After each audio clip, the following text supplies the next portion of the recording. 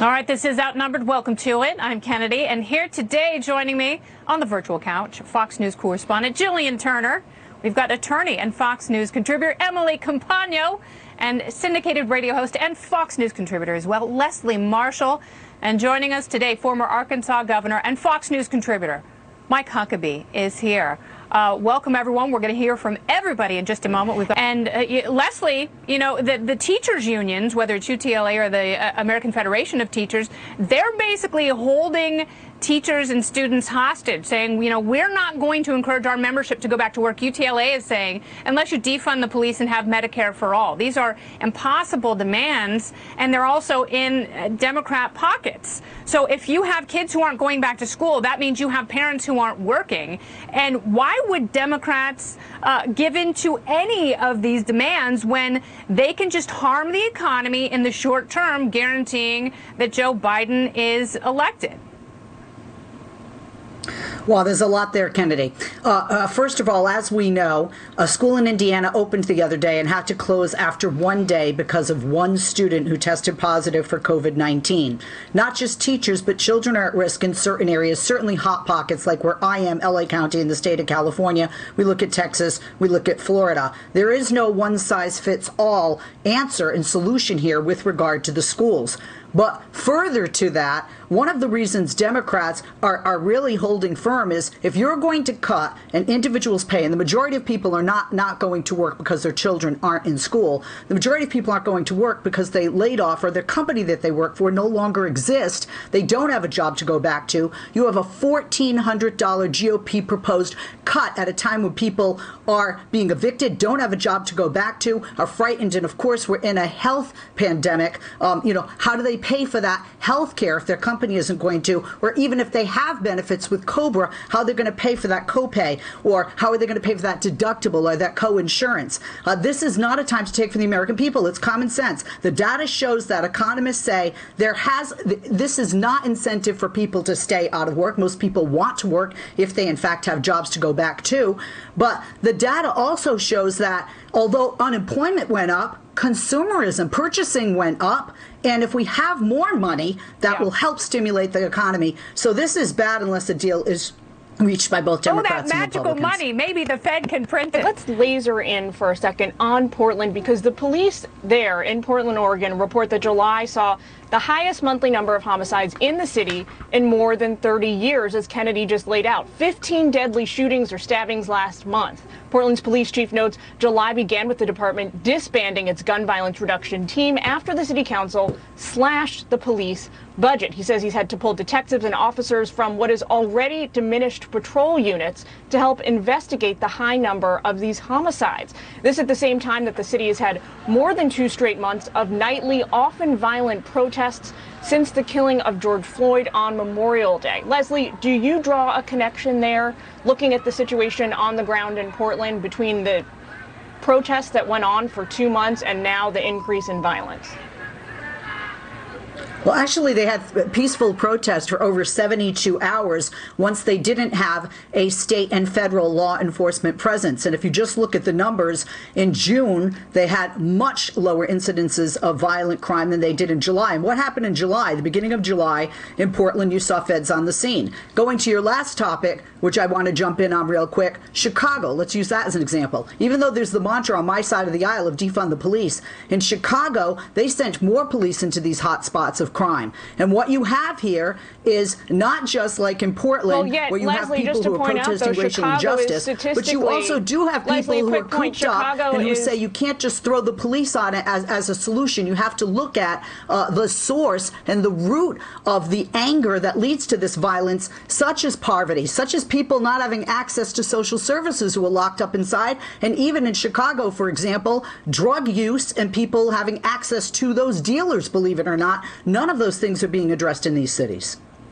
Former 2020 Democratic presidential candidate Julian Castro on the high-stakes search for Joe Biden's running mate. One source telling Fox News the presumptive Democratic presidential nominee is not expected to announce his decision this week, but that's what he promised. There are 13 women considered likely contenders, with much of the discussion centered around Senators Kamala Harris, Elizabeth Warren, Tammy Duckworth, Congresswoman Karen Bass, and former National Security Advisor Susan Rice. But some Biden allies are concerned the process is unnecessarily pitting these women against each other. Former interim DNC chair and Fox News contributor Donna Brazile telling the Washington Post, quote, "It's extremely disappointing because many of these attacks are being made by Democratic men who should know better. I would hope that in this selection process we are mindful that black women and women of color deserve respect." All right, so Leslie, this is also one of the concerns that James Clyburn has had about the process. Is you've got now this public version of the Hunger Games where women are said to be maligning each other and sending surrogates in to do some reputational damage in order to increase their own chances. And ultimately, that's a bad look for the Biden campaign. How can they lock this up? Well, look, I'm not going to lie. There are those of us who are saying I'm a bit worried. This is messier than it should be. And I concur with my colleague, Donna Brazile. Look, at this point in the game, the former vice president, Democratic nominee Joe Biden, should have 3 people on his short list and be targeting. But this isn't a normal time, as we know. This is a very different decision because he's going to be selecting a woman and most likely a minority, even more so most likely an African American. The problem here is Democrats don't seem to have learned from 2016 and what division and trying to eat our own did. We lost an election, and I hate to see that again, and I hate to see attacks of women, and especially women of color, that this delay, in a sense, has brought forth, sadly, from within my own party. So I do think, look, in this age, Kennedy, we kind of know that foreshadowing is over with. We know that we have the big reveal before the big reveal. Most people have an idea who he's going to pick. We need to get on with it. He needs to get on with it. It's best for him, his campaign, this woman that he will select to stand alongside him as VP and could be a future president, and for the party. All right, Leslie Marshall. So what could happen if Joe Biden does badly in one or more of these debates? Not much. The reason is most people have made up their minds. This country is very split now. And we've seen that not just in the 2016 election, but even elections like John Kerry against George Bush. In debate after debate, polls across the board showed that John Kerry won those debates. Same with Hillary Clinton, by the way. And Joe Biden with Donald Trump isn't necessarily going to win or lose if he wins or loses the debates. Another thing, Kennedy, is that Joe Biden seems to do his best when he is being attacked. He seems to be strong, and I think that would appeal to those who voted for Trump but are looking possibly for a new home in November as a voter. As violent crime surges in Minneapolis, the city offering tips to residents on how to protect themselves. And guess what? Doesn't include calling the police. According to a letter circulating in one neighborhood that's seen a spike in robberies and carjackings, people are being told, quote, be prepared to give up your cell phone and purse or wallet.